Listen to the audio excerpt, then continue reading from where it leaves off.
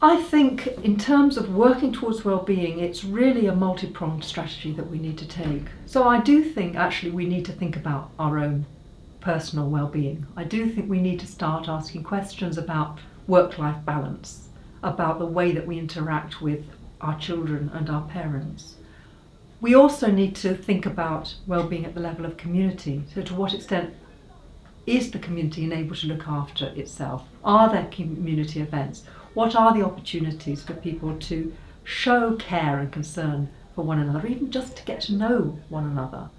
But clearly we also need to think at a much more macro level in terms of policy and how our policies operating to set up people's ability to live well or undermine people's ability to live well. So I don't think that there is a universal panacea in terms of well-being, but I think if used well, then it can provide a touchstone for us to think both at a personal level and at a community and corporate and national, even global level, to work out how we can live better together. Culture is very, very important when we're thinking about well-being, and it's something that is integral to the way that people live their lives. It's not something that we can separate out. It's part of the way people think and the way people operate, the way people treat one another and are treated. Again, it's one of those things that many well-being approaches try to get rid of. They try to deny the importance of culture, either by saying we've got a universal approach that fits everywhere, or by saying, well, we can bracket off culture because we just need to know how happy people are within their own context. We don't need to know about that context. Our approach has been very different, and what we have sought to do was to understand people within the context of their own culture, recognising that that affects well-being in so many ways, and actually it affects the measurement of well-being also. People understand the questions that they are given differently according to cultural context. In some cultural contexts, it's great to big yourself up and you should say that you're really happy. In other cultural contexts, self-criticism is valued, and to blow your own trumpet is not seen to be a good thing. In some contexts, if you ask people how satisfied are you with your life, they will think, well, my life's pretty good, I'm very satisfied.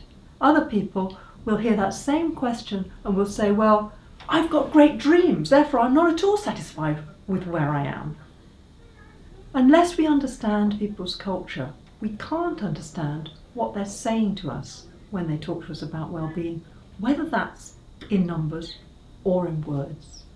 Context is huge. It's huge in terms of being a marker of difference between different approaches to well-being. So the classic approaches, the subjective and psychological approaches, see context as a problem. They see it as noise that you need to get rid of so that you have a more pure and abstracted version of well-being. But noise is life. Noise is what we live.